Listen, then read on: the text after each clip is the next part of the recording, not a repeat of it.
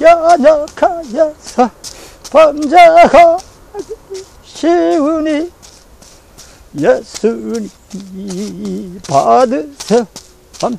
전국인을 지세요. 지금까지 지나온 것 주님의 크신 은혜라 아멘 한량없이 자비하시니 무한 감사합니다. 하나님 배반하고 죄에 빠지느리라 예수님 구원하시려고 보혈로 알려주시네. 주의 기사 은혜 받고 일생 빚진 자들의 주의 은혜 사슬 대사 나를 주님께 내세요. 우리만 연약하여서 범죄하기 쉬우니 예수님이 받으세요. 전국인을 지세요. 주님 다시 오실 날이 매우 가까웠으니 이와 같이 전당에도 이르기를 바라네. 우리마다 연약합니다. 범죄하기 쉽습니다.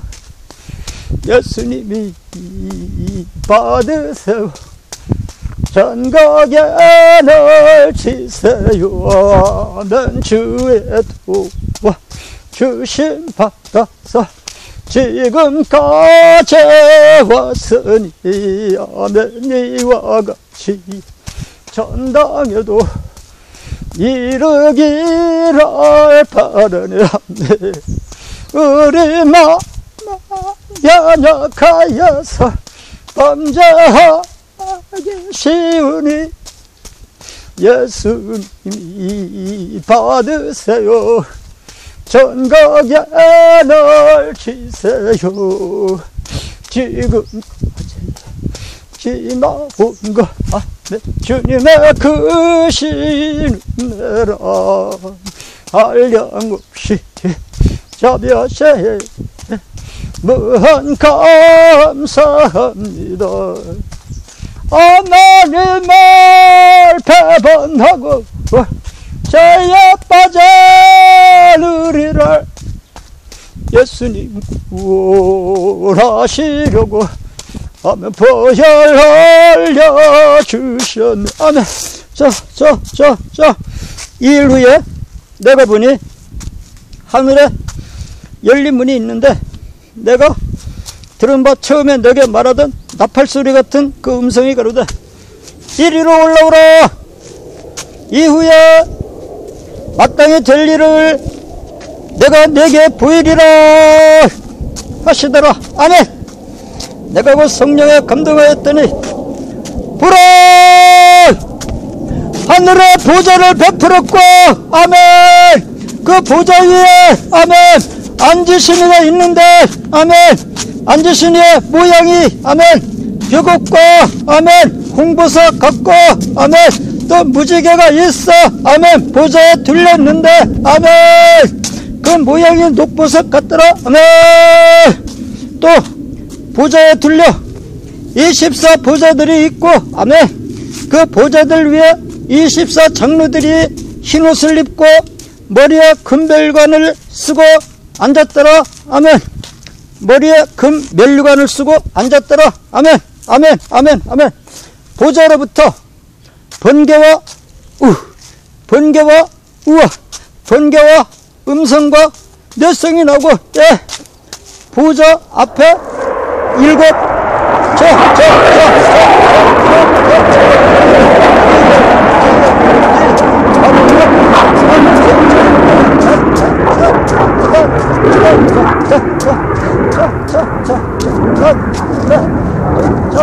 저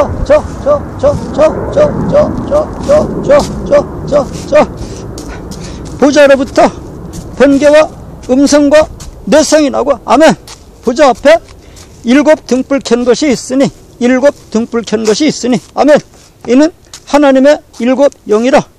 보좌 앞에 수정과 같은 유리바다가 있고 보좌 가운데와 보좌 주위에 내 생물이 있는데 앞뒤에 눈이 가득하더라. 아멘. 보좌로부터 번개와 음성과 뇌성이 나고 보좌 앞에 일곱 등불 켠 것이 있으니 이는 하나님의 일곱 영이라. 이거 굉장히 어려운 겁니다. 이거. 저기 그 보좌 앞에 일곱 등불 켠 것이 있다고 그랬거든요. 일곱 등불 켠 것이 있다고 그랬는데 그 등불을 하나님의 보좌 앞에 등불을 왜 켜놨는가? 글쎄요. 그 뒤에 설명이 나오는데요. 보좌 앞에 일곱 등불 켠 것이 있으니 보좌 앞에 등불을 7개를 켜놨는데 왜 등불을 7개를 켜놨는가? 이는 하나님의 일곱 영이라. 가만히 있어봐. 하나님은 보좌에 앉아 계시고 그 다음에 보좌 앞에 일곱 등불이 있는데 이 등불이 바로 하나님의 영이라고. 일곱 영이라고요?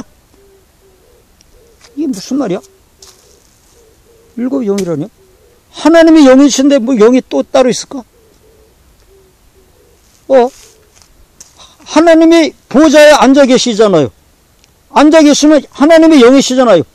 하나님의 영이시니 예배하는 자가 신령과 진정으로 예배할지니라. 그렇게 되어 있잖아요. 요한복음 5장이에요. 하나님은 영이시니 예배하는 자가 신령과 진정으로 예배할지니라. 그렇게 되어 있잖아요. 요한복음 5장이요. 요한복음 5장이요. 그러면 하나님이 영이신데 하나님이 영체시란 말입니다. 영체 하나님이 보좌에 앉아 계시는데 보좌 앞에 하나님의 영이 또 있다네요. 일곱 등불 켠 것이 있으니 이는 하나님의 일곱 영이라.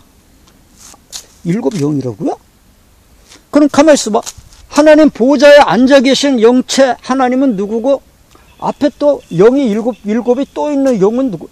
아니 이 앞에 보좌 앞에 등불이 7개가 켜 있는데 등불이 7개가 켜 있는 이 등불도 내내 하나님의 영이라네요. 근데 이 등불이 있잖아요.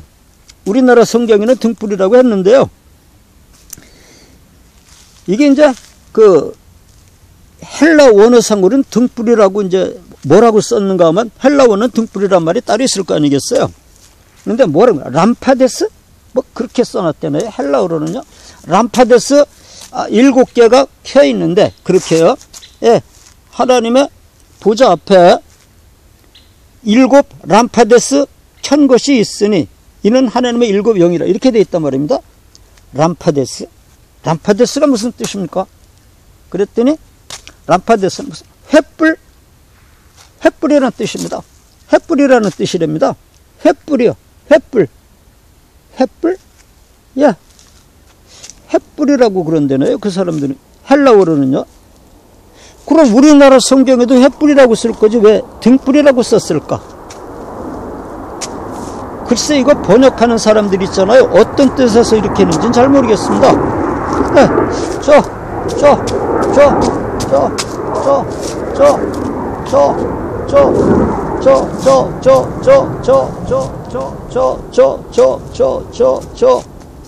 이게 영어 성경에도 보니까 역시 등불이라고 나왔더라고요.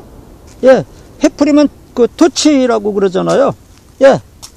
그 토치스라고 7 등불이니까 토치스가 있다고 그래야 되는데 토치스라고 안 그랬고 램프스라고 그랬거든요. 그리고 이상하네 그거. 그런데 이제 영어 성경에도 되게 토치스라고는 안 나왔어요.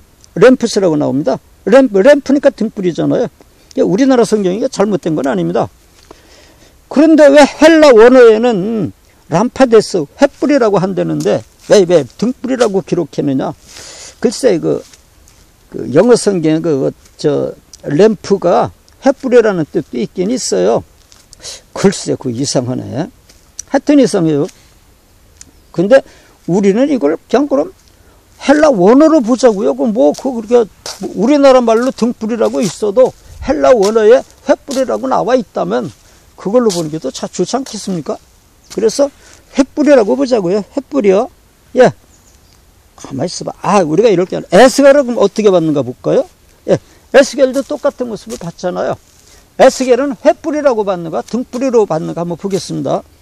또 내 생물의 모양은 숯불과 횃불 모양 같은데 내 생물의 모양은 숯불과 횃불 모양 같은데 그 불이 그 생물 사이에 오르락 내리락 하며 그 불은 광채가 있고 그 가운데서는 번개가 나며 그 생물의 왕래가 번개같이 빠르더라.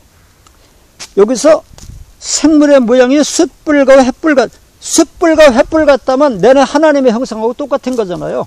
예. 숯불이 빨갛게 달궈져 있는 하나님의 모습하고 똑같은 모습이잖아요. 예. 그래서 왜 생물이 그렇게 빨갛게 달궈져 있는가 하면요. 또 생물의 모양은 숯불과 횃불 같은데 그 불이 말입니다.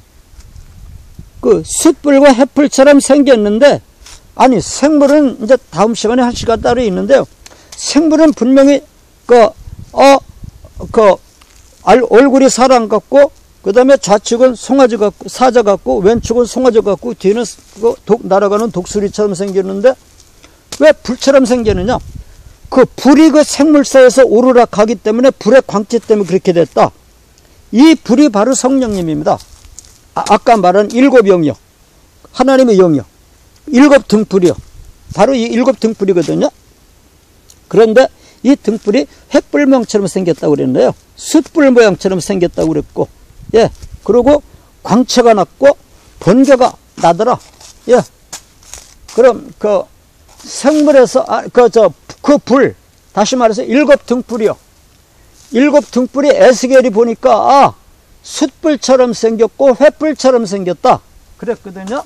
근데 이 불이 생물 사이에서 오르락 내리락 하기 때문에 생물들이 전부 다 숯불처럼 보이고 횃불처럼 보이더라.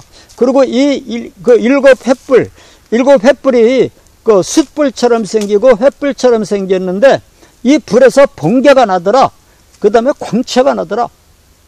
그러면 하나님이네, 다 결국. 하나님이라니까요. 여기 요한이 요한계시록 이렇게 나와 있잖아요. 보좌 앞에 수정과 같은 유리 바다가 있고 보좌 가운데와 보좌 주위에 네 생물이 있는데 앞뒤에 눈이 가득하더라. 보좌로부터 번개와 음성과 뇌성이 나고 보좌 앞에 일곱 등불 켠 것이 있으니 이는 하나님의 일곱 영이라. 보좌 앞에 일곱 등불 켠 것이 있으니 등불이 왜 있는가? 보좌 앞에 있는 일곱 등불이 바로 하나님의 일곱 영이다. 그랬거든요. 예. 그러면 보좌 앞에 하나님은 보좌에 앉아 계시고요. 그 앞에 일곱 영이 또 있어요. 하나님의 영이. 그러니까 보좌에 앉아 계신 하나님의 영 말고요. 하나님의 영체 말고요. 하나님의 영체 속에 영이 또 있대요. 우리 사람 속에도 영혼이 있듯이요. 하나님 몸 속에도 영체가 또 있대요. 또 있는데 그 영체를 하나님 몸 속에다가 두신 게 아니라 하나님 보좌 앞에다 이렇게 이제 앞에 이렇게 배열했다는 말입니다. 등불이 7개가 있었다. 횃불이 7개가 있었다. 횃불처럼 하나님 우리 영혼은 육체 속에 같이 있지만 하나님의 영은 하나님 몸 속에 들어있지 않고 하나님 몸 밖에 나와 있더라. 그런 말이죠. 예. 하나님 몸 밖에 나와 있었다. 그리고 이 하나님의 그 일곱 영은, 근데 여기서 영이 일곱이라고 그랬는데요. 일곱이라는 숫자는 우리가 다 배웠죠. 예, 하늘나라는 숫자가 7가지밖에 없다고 그랬잖아요. 그래서 일곱인데요. 하나, 둘, 셋, 넷, 다섯에서 일곱. 그 이상 숫자가 더 많으면 세지를 못해요. 숫자가 없어요. 그래, 여덟이면 뭐라고요? 그냥 일곱이라고 그래요. 9이면 그때 일곱이라고 그래요. 숫자가 없는 걸 어떻게 해요? 그럼 100, 1000, 만, 10만, 100만, 억, 몇백억, 몇천억, 몇조 다 일곱이라고 그래요. 그러니까 숫자가 많아서 일곱보다 많은 숫자는 무조건 일곱이라고 그럽니다. 그래, 7이라는 그 숫자가 나오면, 아, 어마어마하게 많은 숫자구나. 이렇게 계산을 해야 돼요. 그러니까, 하나님 보좌에 하나님의 영체가 앉아 계시고요. 그 다음에 그 하나님의 영체에 하나님의 영이 다시 또 있는데, 그 영은 하나님 보좌 앞에 있다. 보좌 앞에 있는데 영이 몇 개인가? 7개다. 7개인데 7개는 숫자적으로 7개가 아니라 어마어마하게 많은 숫자다. 그랬습니다. 요거를 사도 요한이가 또 다시 한번 봤습니다. 이제 5장에서 6절에 보면 또 이렇게 나와요. 내가 또 보니 보좌와 내 생물과 장로들 사이에, 아까 그 보좌죠. 내가 또 보니 보좌와 내 생물과 장로들 사이에 어린 양이 섰는데, 하하, 아까는 하나님의 보좌가 있고 거기 하나님이 앉아 계시고 앞에 7 등불 켠 것이 있었잖아요. 그런데 그 앞에 내 생물이 또 있어요. 이제 그건 다음 시간에 할 겁니다. 내가 또 보니 보좌와 내 생물과 24 장로들 사이에 어린 양이 섰는데 일찍 죽임을 당한 것 같더라. 어린 양이 섰는데 일찍 죽임을 당한 것 같더라. 이건 뭐 보나마나 예수님을 상징하죠. 예. 근데 이 예수님이 7 뿔과 7 눈이 있으니 이 눈은 온 땅에 보내심을 입은 하나님의 7의 영이더라. 이렇게 나왔거든요. 내가 또 보니 보좌와 내 생물과 장로들 사이에 어린 양이 서 있는데 일찍 죽임을 당한 것 같더라. 33세에 죽임을 당했으니까요. 7 뿔과 7 눈이 있으니, 눈이 7개라네요. 뿔이 7개. 뿔은 그 완벽한 권세를 상징하고요. 뭐 십자가로 온 세상을 다 승리하셨으니까요. 그 완벽한 뿔을 상징하고 7 눈은 완벽한 그 통찰력을 상징하죠. 예, 온 세상을 꿰뚫어 보는 통찰력을 상징하죠. 그래서 7 눈이 있으니 이 눈은 온 땅에 보내심을 입은 하나님의 7 영이더라. 가만히 있어봐. 이 눈이, 예수님 얼굴에 눈이 7개가 달렸는데요. 예수님 얼굴에 달려있는 눈이 우리는 보통 눈이 2개 달렸잖아요. 예수님은 7개가 달렸대네요. 그럼 7개가 달리면 7은 숫자가 어마어마하게 많다는 뜻이잖아요. 앞으로 이제 내 생물을 보면요. 내 생물은 눈이 어디 달리는가 하면요. 얼굴에도 달리고요. 머리 위에도 달리고요. 머리 밑에도 달리고, 턱에도 달리고요. 가슴에도 달리고, 몸에도 달리고, 날개에도 달리고, 날개 밑에도 달리고, 다리에도 달리고, 온몸에 눈이 가득해가지고, 하나님 앞에서 이제 섬기는 내 생물은요. 눈이 뭐 몇백 개가 되는지 몰라요. 예. 근데 예수님은 눈이 7개라고만 표현한 거는 그냥 몇백 개도 더 된다. 몇천 개 되는지도 모르고, 몇 억 개인지, 수백억 개인지, 몇 조인지 몰라요. 어마어마하게 많은 눈을 가지고 있다. 왜요? 온 세상을 다 꿰뚫어 봐야 되기 때문에 그렇죠. 그래서 예수님 얼굴에 눈이 7개가 있는데, 그럼 예수님의 몸에 박혀 있는 그 7개의 눈이 뭔가 하니까, 이 눈은 온 땅에 보내심을 입은 하나님의 7 영이더라. 아까 그 보좌 앞에 있던 하나님의 7 영이요. 그 7 영이 아까 하나님 앞에서 이렇게 볼 때는 하나님 보좌 앞에 있었는데, 그 보좌 앞에 예수님이 서 있었어요.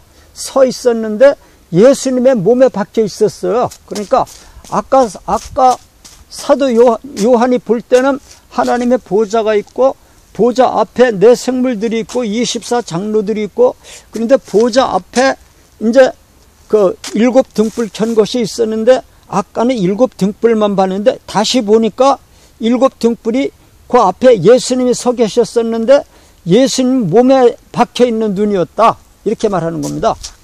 다시 말씀드리면, 하나님 보좌 앞에 7 등불이 아까는 있었다고 그랬는데, 이제 보니까 그 7 등불이 따로 있는 게 아니라 예수님 몸에 들어 있었다.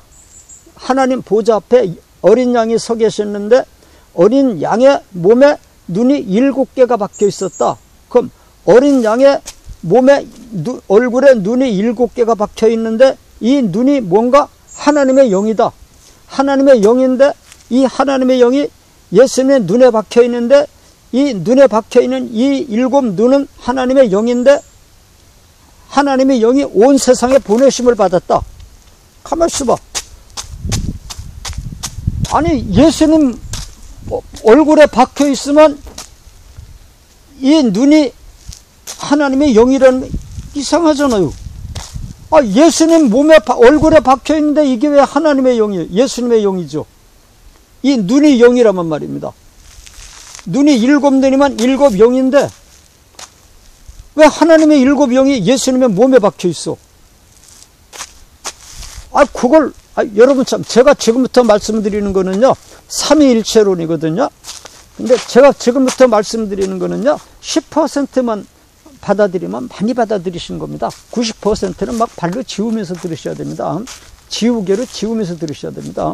왜냐하면 삼위일체 교리는요 아무도 정확한 교리를 내놓지 못해요. 전 세계에서 아무리 유명한 신학자로도요 그 삼위일체에 대해서는 정확한 교리를 내놓지 못해요. 그래서 하물며 저 같은 사람이 삼위일체론을 말씀드리면요 이거 10%도 맞을지 말지예요. 그러니까 이거 그냥 들어주시는 것, 들어두는 거죠. 아, 저분은 저렇게 해석하는구나. 이렇게 들어두는 거죠. 이걸, 아이고, 양 목사님이 이렇게 말씀하셨어. 이러면 큰일 납니다. 그럼 제가 이단됩니다. 야, 아, 저분은 저렇게 생각하는구나. 저렇게 해석하는구나. 이렇게 들어만 둬야 됩니다.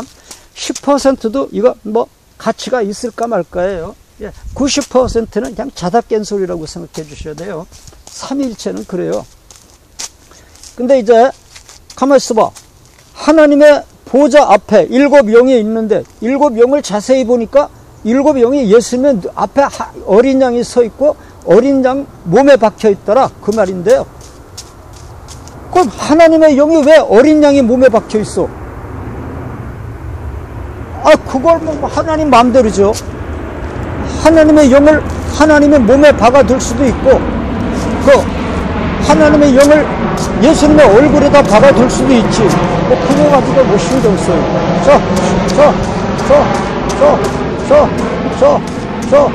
이상하네. 우리 사람처럼 생각하면 안 돼요. 이건 영체니까요. 이 세계는요. 영체니까 사람처럼 생각하면 안 돼요.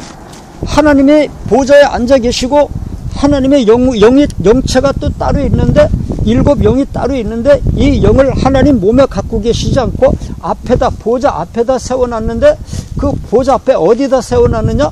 보좌 앞에 서 계신 어린 양의 얼굴에다가 일곱 눈을 박아놨다. 그런데 어린 양의 일곱 눈에 몸에다가 하나님의 일곱 영을 어린 양의 몸에다 박아놨는데 이 어린 양은 이 일곱 눈을 어떻게 했는가? 세상으로 보냈다. 온 세상으로 보냈다. 어떻게 일곱인데 온 세상에다 다 보내느냐? 일곱이 아니라니까요. 일곱이라는 일곱보다 많은 숫자는 일곱이라니까요. 몇십억인지 몇백억인지 몇천억인지 몰라요. 그래 가요. 이 세상에 대한민국이고 러시아고 미국이고 아프리카고 어디고 말입니다. 온 세상에다가 이게 하나님의 일곱 영이기 때문에 일곱 영을 온 세상에다가 가득하게 보냈다. 꽉 덮어놨다. 하나님의 영으로. 그럼 하나님의 영이 막 이렇게 갈라질 수도 있나 보죠. 그럴 수 있어요. 하나님은 영이 유효하실지라도 왜 아담 하나만 지었느냐? 정결한 자손을 얻기 위함이다. 그랬거든요. 하나님의 영이 유효하실지라도 하나님의 영이 여럿으로 나눌 수 있어요. 하나님의 영이 유효하실지라도 아담 하나만 지었으니 이는 정결한 자손을 얻기 위함이라. 하나님의 영이 유효하실지라도 7개나 되니까 많잖아요. 근데 7개도 아니고 막 수백억 수천억 개로 막 나눠줄 수 있단 말입니다. 그래서 심지어 하나님의 영이 얼마나 여러 갈래로 나눠지는가. 막 우리 예수님 믿는 사람 있잖아요. 한 사람 속에 하나님의 영 하나씩 막 들어갈 수 있어요. 그래서 우리 속에 하나님의 영이 들어와 있는 겁니다. 그래 예수님의 얼굴에 박혀있는 하나님의 영은 그 일곱 눈인데 이게 하나님의 영인데 이 하나님의 영은 온 세상에다 보낸 영이다. 참 이상하네. 온 세상에다 보냈으면 세상에 가 있어야지 왜 또 예수님 얼굴에 박혀 있어 그래. 이건 영체의 세계라니까요. 영계의 세계라니까요. 이거 가지고 막, 왜 그래?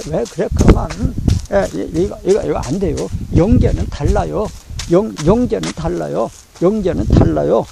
또, 그러니까 하나님이, 그럼 하나님도 영체인데, 어떻게 하나님의 영이 또 따로, 7개가 따로 있느냐? 이것도 설명 못 해요. 그런데 이제 참 설명하려면, 그런데 그럼 이게 어떻게 되느냐?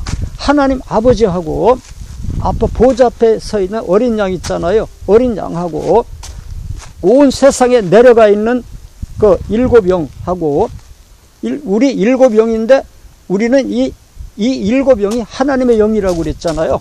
하나님의 영이니까, 하나님의 영을 우리는 그냥 요새는 하나님의 영 그러면 돼요. 그런데 옛날 사람들은 그 진서 한문을 많이 배웠잖아요. 하나님의 영 그러면 못 배운지고 무식하다 그래요. 그래서 아주 배운 척 해야 되거든요. 옛날에는 배운 척 하려면 가만히 있어봐. 하나님의 영 뭐라고 해야 배운 척 할 수 있을까요? 진서로 표현해야 되니까, 한문으로 표현해야 되니까, 가만히 있어봐. 한문으로 하나님이란 말이 어디 있어야죠? 없잖아요. 하나님의 영. 한문에 하나님이란 말이 어디 있어? 없죠. 어떻게 되지? 그냥 하나님의 영은 거룩한 영이니까, 거룩할 성자, 성령님. 그러면 되겠네. 그래서 옛날 사람들은 한문으로 써야 좋아해요. 요새 사람은 한문으로 쓰면 질색합니다. 그럼 홀리 스피리트. 홀리 스피리트. 요새 사람도 영어로 말해줘야 금방 알아들어요. 그래서 요새 사람들은 홀리 스피리트라고 하면 답은 알아들어요. 근데 홀리 스피리트라고, 옛날에는 홀리 스피리트라고 하면 못 알아듣죠. 그래서 홀리 스피리트 아주 쉬운데, 요새 사람은 그렇게 하면 금방 알아들어요. 홀리 스피리트. 내가 그 블로그에 글을 올릴 적에 처음에는 우리 한글만 올렸어요. 근데 이제 어느 정도 숫자가 들어오는데, 한번 미국에 있는 사람들이 자꾸 영어로 좀 올려달래요. 그래서 영어로도 이제 번역해서 올려봤습니다. 그랬더니, 와, 영어로 들어오는 숫자하고 한글로 들어오는 숫자하고 똑같아요. 나중에 보면 영어판으로 들어온 사람이 훨씬 더 많더라고요. 블로그 글을 올렸더니. 이 사람들은 미국 사람인가? 가만히 한국 사람들이. 우리나라 사람들이요, 영어를 배워놓고 안 쓰면 잊어먹으니까 블로그 검색할 때도 전부 영어로 검색하다고 잊어보니까. 요새 사람은 홀리 스피리트. 그래야 알아들어요. 성령님. 그럼 못 알아들어요. 근데 이제 옛날에는 영어가 없을 때니까, 한문으로 성령님. 그래 알아듣습니다. 근데 옛날에는 성령이라고 안 그러고 성신이라고 그랬습니다. 그래서 성신이라고 하다가 요새는 또 성신이란 말은 그것도 유행 타대요. 말도 유행 타대요. 요새는 성신이란 말을 잘 안 쓰고요. 성령이라고 많이 해요. 그래서 성령님 그러면 하나님의 영. 아이고 하나님의 영이 훨씬 더 좋으네 알아듣기. 그죠? 하나님의 영이 훨씬 더 알아듣기 쉽죠? 참 그 쉬운 말을 갖다가 성령님이 뭐야? 나도 그 이상하더라고요. 성령님이라고 그러니까. 하나님의 영, 얼마나 좋아. 그래도 우린 이제까지 성령님 이렇게 했으니까, 그게 우리 입에 배 있는데, 다시 또 하나님의 영, 그러면, 아니요, 성령님은 뭐고, 하나님의 영은 뭐야? 또 그러실 거란 말이에요. 지금부터 제가 성령님 그러거든. 하나님의 영, 이렇게 들어주세요. 그래, 하나님의 영이 온 땅에 보내심을 받았단 말입니다. 그러니까, 다시 보면, 보좌 앞에 하늘에 수정과 같은 궁창이 펼쳐 있고, 궁창에 하나님의 보좌가 있고, 거기 천사들이 있고, 24 장로가 있고, 그 앞에 어린 양이 있는데, 하나님의 그 7 등불천과 횃불이 있는데, 그 횃불이 바로 예수님의 얼굴에 박혔더라. 그런데 예수님 얼굴에 박혀 있는 그 하나님의 영은 온 세상에 보내심을 받은 7영이다. 다시 말해서 성령님이다. 그랬습니다. 야, 이거 어렵네. 10번을 설명해도 하나도 귀 안 들어오네.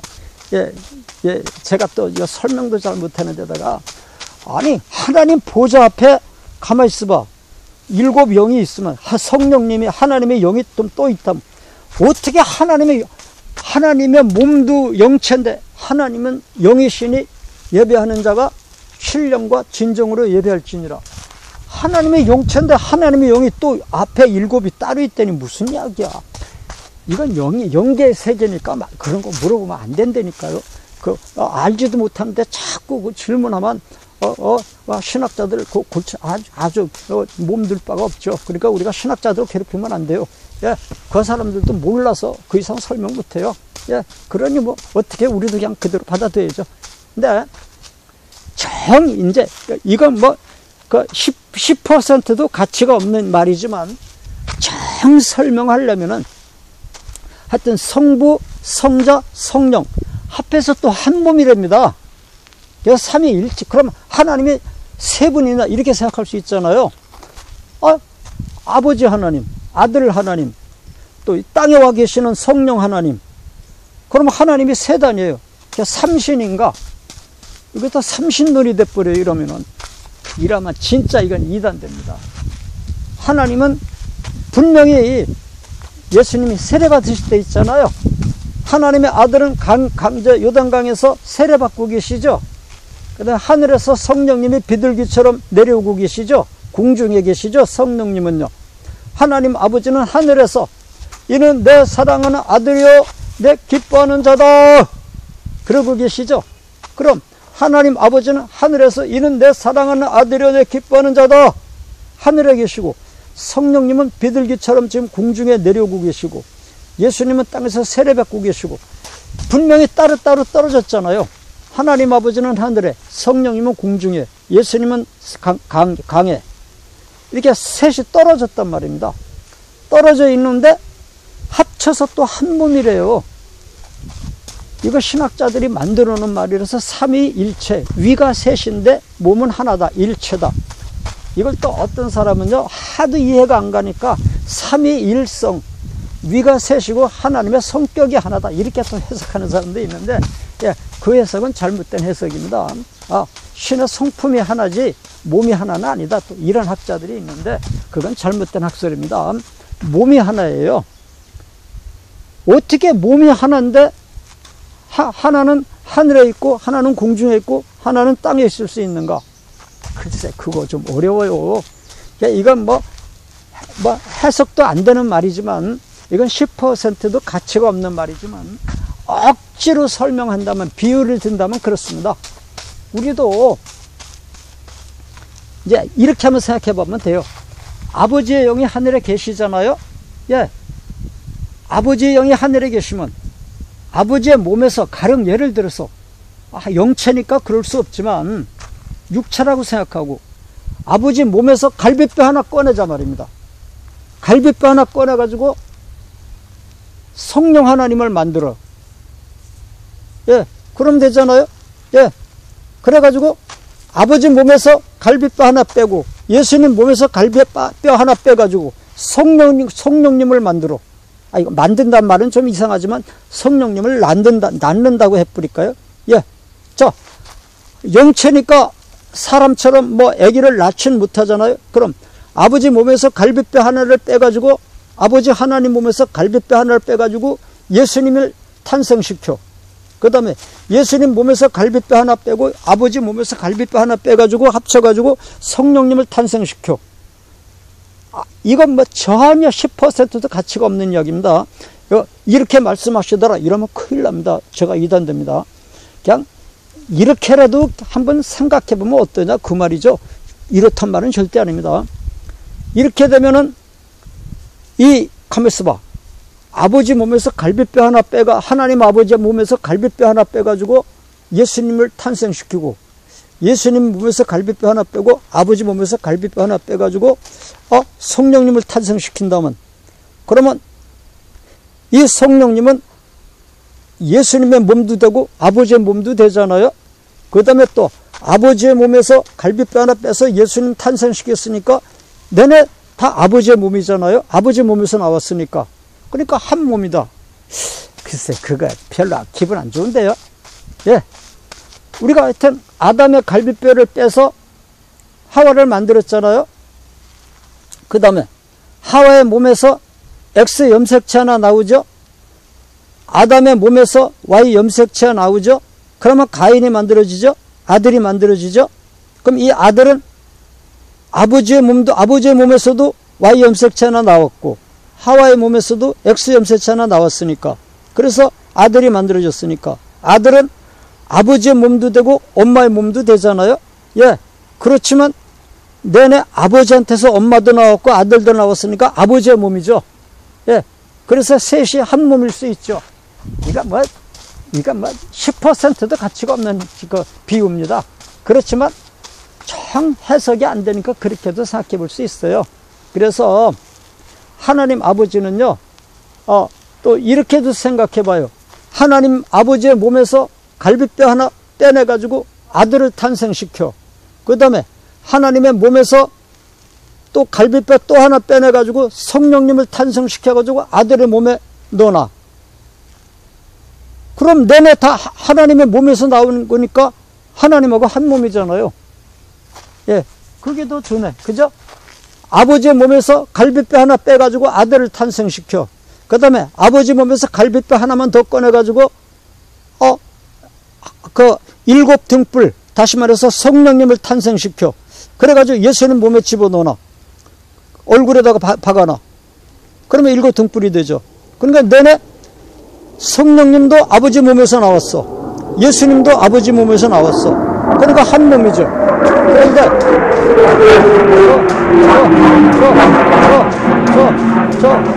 그렇지만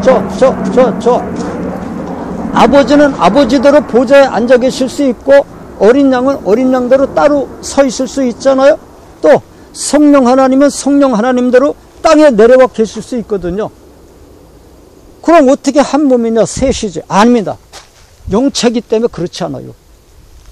영체기 때문에 그렇지 않습니다. 우리가 기도하다가 영계의 세계에 딱 들어가 보면요, 내가 하나님 몸 안에 풍덩 들어와 있습니다. 그리고 하나님은 내 속에 들어와 있습니다. 그래서 하나가 되어 있습니다. 여러분들 기도하실 때 그걸 많이 느꼈을 거예요.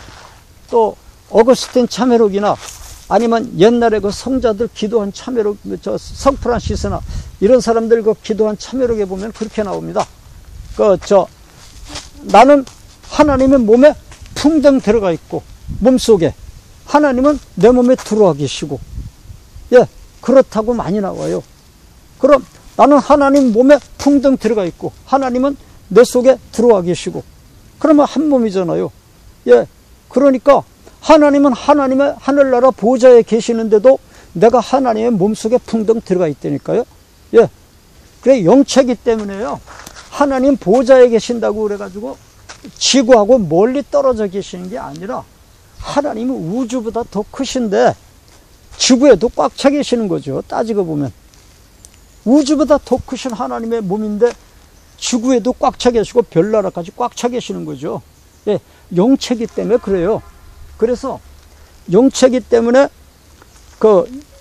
하나님은 하늘에 계시고 성령님은 공중에 비둘기처럼 내려오시고 예수님은 땅에 계셔도 내내 예수님의 몸이 하나님의 몸속에 풍덩 들어가 있고 성령님의 몸이 하나님의 몸에 풍덩 들어가 있고 하나님의 몸은 성령님 속에 풍덩 들어가 있고 하나님의 몸은 예수님 몸속에 풍덩 들어가 있는 거예요. 마치 말입니다. 파란 빛이 비치는데 거기다가 노란 빛을 비춰놓으면 하나로 합칠 수 있죠. 거기다 빨간 빛을 비춰놓으면 다시 하나로 합칠 수 있고, 파랑, 빨강, 노랑 다 하나로 합칠 수 있죠. 거기다 다른 색깔 아무리 비춰놔도 빛은 한 군데 막 10개고 20개고 하나로 합칠 수 있잖아요. 예, 하나로 합치면서 따로따로 또 퍼지잖아요. 예, 이렇게도 설명할 수 있고, 이건 영계 세계라 우리 이제 인간의 그 두뇌로 다 이해하려고 그러면 안 돼요. 하여튼 하나님은 영체시지만 하나님의 영체가 따로 있고 하나님의 영체에서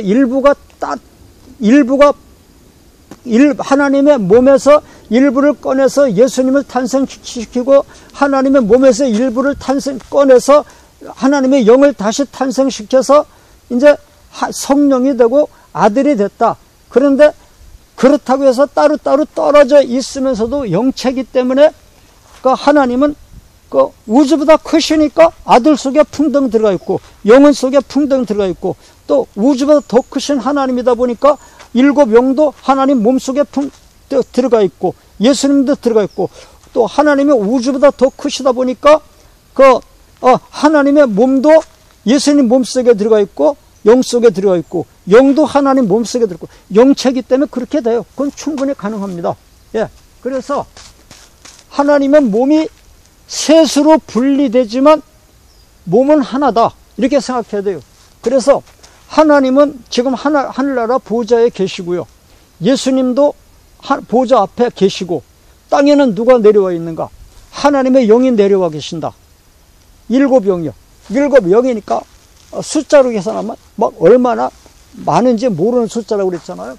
수천억 개, 수백억, 막 수억 개인지 막 수천억인지 모르는 많은 하나님의 영이 이 땅에 내려와 있다.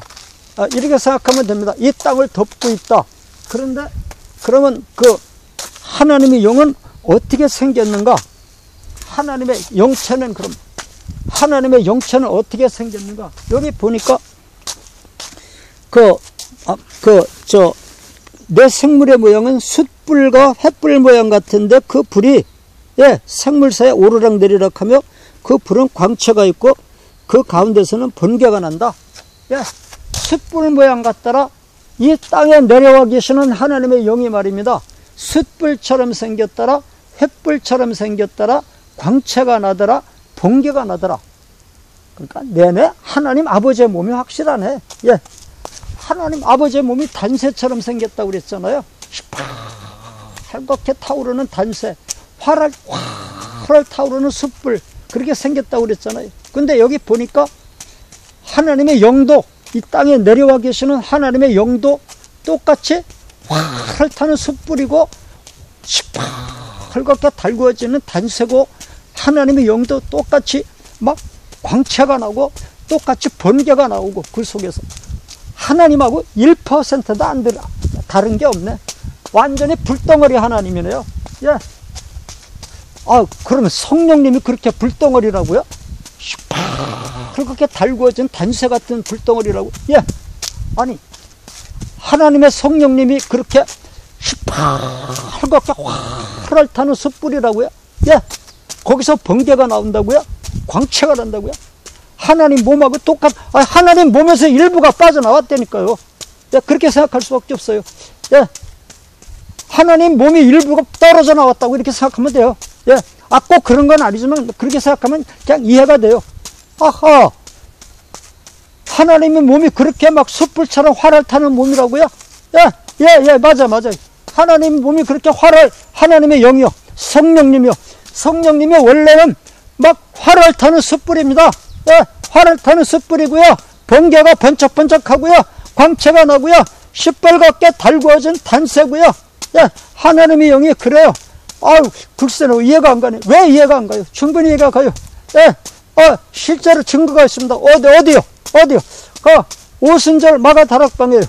오순절 마가 다락방에 120명이 기도하고 있었다고 그랬죠? 그때 어떤 일이 벌어졌는가 하면은, 오순절 날이 이름에 저희가 다 같이 한 곳에 모였더니 호련히 하늘로부터 급하고 강한 바람 같은 소리가 있어 저희 앉은 온 집에 가득하며 막 태풍이 불더라는 거죠. 그 다음에 불의 혀같이 갈라지는 것이 저에게 보여 각 사람 위에 임하여 있더니, 불의 혀같이 갈라지는 것이 저희에게 보여 각 사람 위에 임하여 있더니, 저희가 다 성령의 충만함을 받고 성령의 말하게 하심을 따라 다른 방언으로 말하기를 시작하니라. 갑자기 막 태풍이 불더니 활을 타는 숯불 같은 시뻘겋게 달구어진 단새 같은 불덩어리가 그 120명이 기도하는 다락방에 꽝 떨어져 내리더니, 이 불덩어리니까 그 시뻘겋게 달구어지는 화염이고, 시뻘겋게 달구어지는 숯불이고, 시뻘겋게 달구어지는 숯불이니까 여기서 화염이 막 나올 거 아니에요. 이 화염이 나와서 막 이쪽에서 화염이 나고 여기서 화염이 나오잖아요. 이 화염이 이 사람 몸에 막 멀리 뻗쳐 광채가 나고 번개가 날 거 아니에요. 이 화염이 광채를 타고 이 사람 속에 들어가고, 이 화염이 광채를 타고 이 사람 몸에 들어가고, 이 화염이 광채를 타고 이 사람 몸에 들어가고, 거기에는 120명 몸속에 이 광채가 들어가 박히니까 이 화염이 들어가 박히니까 이 불에 불덩어리가 들어가 불덩어리 성령이 들어가 박히니까 이 불덩어리가 바로 성령입니다. 이 불덩어리가 바로 성령님입니다. 이 불덩어리가 갑자기 급하고 강한 바람 같은 태풍이 불더니 불덩어리가 그 다락방에 꽉 떨어져 내리더니 그 불덩어리에서 화염이 나와가지고 불덩어리 하나가 이 사람 몸에, 불덩어리 하나가 저 사람 몸에, 불덩어리 하나가 저 사람 몸에, 각 사람 몸에 120명 속에 각각 불덩어리가 하나씩 성령의 불덩어리가 들어가니까 이 사람들이 막 벼른박을 막 꽝꽝 치면서 무릎을 꿇고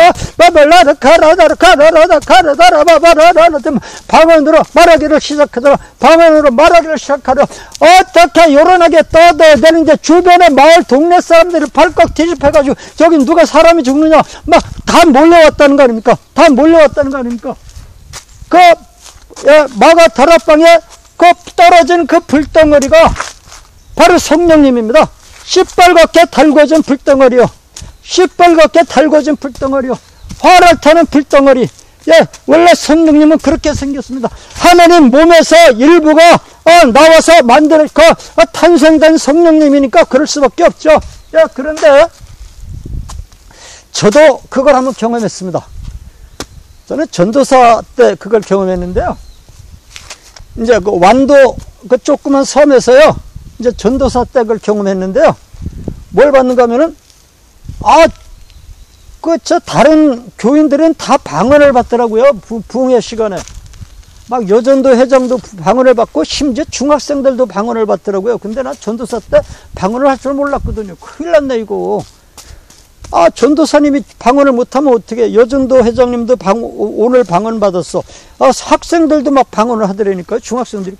전도사님이 방언 못하면 어떻게, 큰일 났네. 그래서 하루 종일 기도했는데도 그 방언이 안 내려오대. 이게 그 다음날 저녁에 뜨게 됐습니다.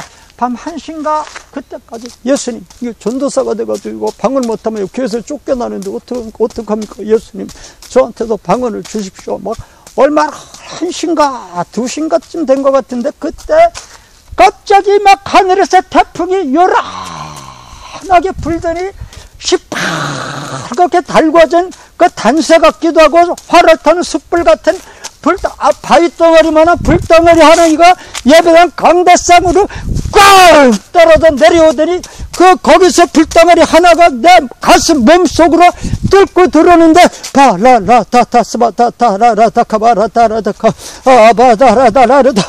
막 방언을 시작하더라고요. 예, 네, 그때 봤습니다. 성령님의 실체가 그 불덩어리라는 거예요. 성령님의 실체가 불덩어리라는 거예요. 성령님의 실체가 불덩어리가 불길가 대성시대 간구하는 우리에게 지금껏 임하셔서 영광 보여주세요. 성령이 임하서 내 영혼의 소원을 만족하게 하세요. 기다리는 우리에게 불러 충만하게 하세요.